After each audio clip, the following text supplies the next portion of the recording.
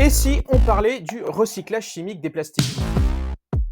Depuis 2020, Polyvia, l'Union des transformateurs de polymères, publie chaque année un rapport intitulé Recyclage chimique, où en sommes-nous? Dans l'édition 2025 qui vient de paraître, le service Affaires économiques de Polyvia met en avant les annonces qui ont marqué l'année 2024 sur ce marché naissant du recyclage chimique des plastiques. Que faut-il en retenir? La première chose, c'est le contexte économique particulier.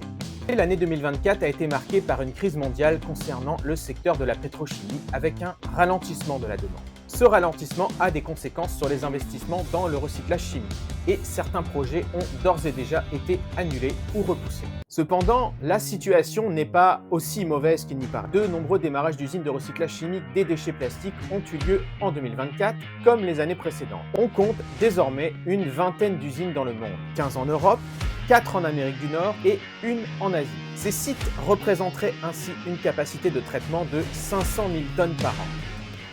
Mais ce n'est qu'un début, 45 nouvelles unités supplémentaires sont attendues d'ici 2028, portant la capacité mondiale annuelle à 3,5 millions de tonnes. 75% des unités de recyclage chimique actuelles sont ainsi en Europe. Parmi les 45 prochaines usines, 31 devraient être également sur le sol européen.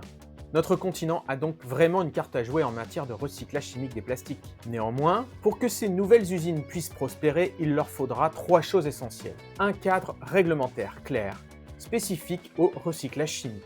Des normes de qualité et de sécurité harmonisées pour les produits fabriqués à partir de plastique recyclé chimiquement. Et la troisième, enfin, un soutien financier et des incitations. Concernant ce dernier point, les choses semblent évoluer dans le bon sens, puisque la Commission européenne vient récemment d'autoriser la France à aider la filière à hauteur de 500 millions d'euros. C'est donc un excellent signal. L'avenir nous dira si ces efforts porteront leurs fruits. Je vous invite également à lire le rapport de Polyvia dans son intégralité.